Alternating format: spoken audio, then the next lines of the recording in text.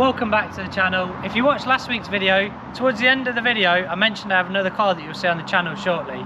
In this video you're going to see what that car is. Come with me.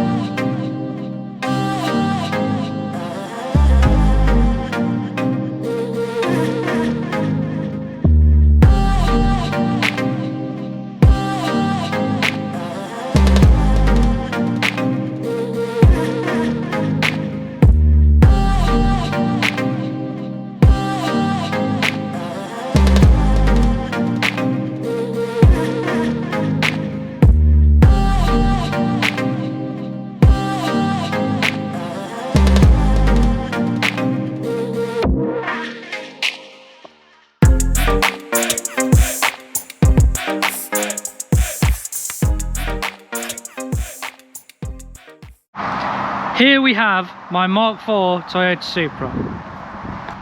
So in this video, I'm going to walk around this car, explain what's been done to it, show you pictures of how I bought it, how much I bought it for, and what are the plans for it in the future. So, the car is a 1993 Japanese import. It was imported into the UK in 2004, and to be honest, it spent the majority of its life locked away in a barn. The previous keeper, or the first owner in the UK rather, had it up until 2007, at which point the car failed an MOT. Only on minor things, but it failed and he locked it away in a barn and pretty much forgot about it.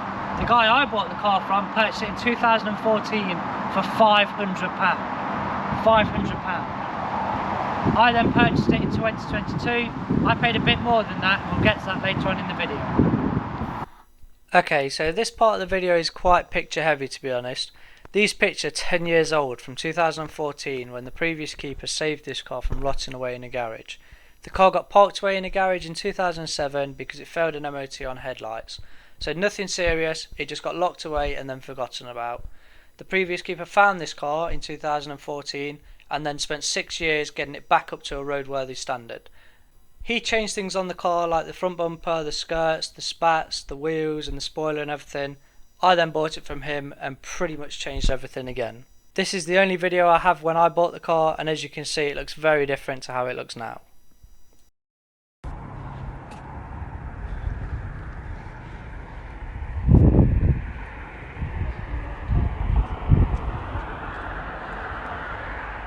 Like I say, this is how it looks when I bought it. Let's get back to the video. As you can see from them pictures, the car has changed quite a bit. Let's run through them changes now. So, the first thing I did to this car was fit the rear spats along with the skirts. The previous owner supplied them, he bought them and everything, he just never got around to fitting them. I did get them painted properly first, because the paint job on them wasn't the best, but now they do match the car a lot better. My next purchase for the car was here, the front bumper.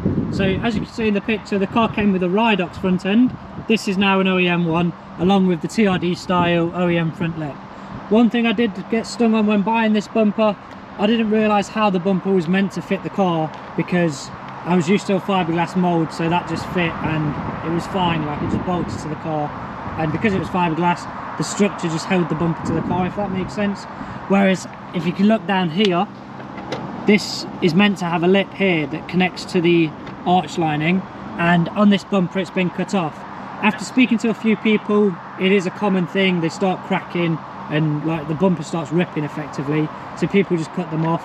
I didn't know any different because on this bumper the cut is that neat that I just didn't know. So now when I drive along, sometimes in the wind the bumper will flap around a little bit, but it's not terrible. But at some point in the future I probably will need to brace that or replace the front bumper for a completely new one.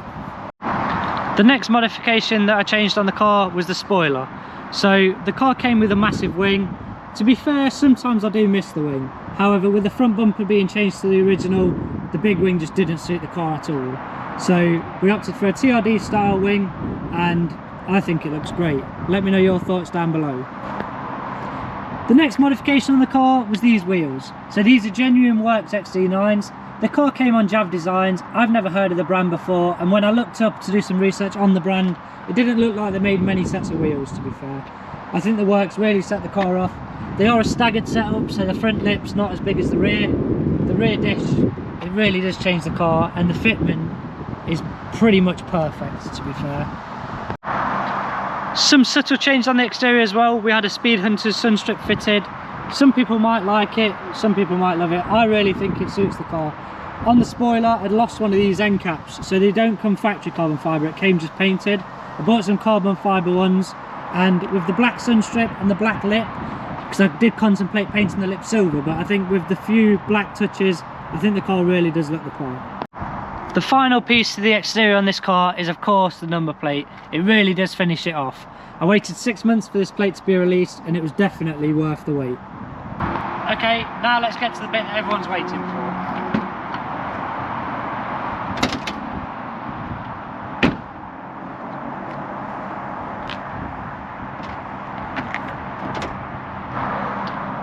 So as you can see, this is an NA. The car is a factory NA and it was a factory manual.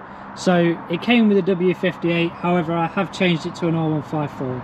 I'll put up some quick pictures now, just showing about the swap. The box that I used was out of a Chaser, so it is the tripod model, which is apparently stronger than the Mark III Supra box. To be honest, with this swap, I cannot stress how easy it was. I was quite worried about doing it because everyone online was like making out how easy it was, but whenever I was reading it I was like, it can't be as easy as everyone makes out, but it really is. It was one of the reasons I opted for the R154, was because of how straightforward everyone said it was. No aftermarket speed sensors, no aftermarket prop shafts, it just plugs in and works, and there genuinely couldn't have been a truer thing said. Let's get back to the video. As some of you may be aware, Supras have rocketed up in the past few years. I remember seeing them on eBay when I was like 16, and they would have been, for this sort of car, £3,000, something like that.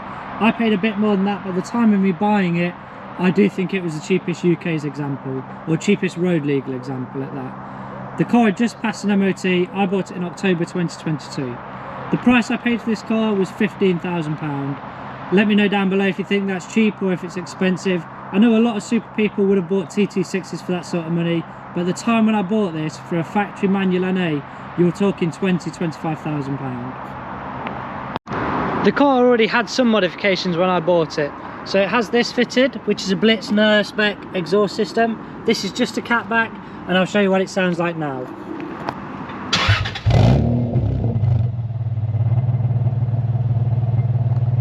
As you can hear, it's a little bit loud on the startup, but once it's idling, it's quite a quiet car, to be honest. Let's take it for a drive and see what it sounds like then.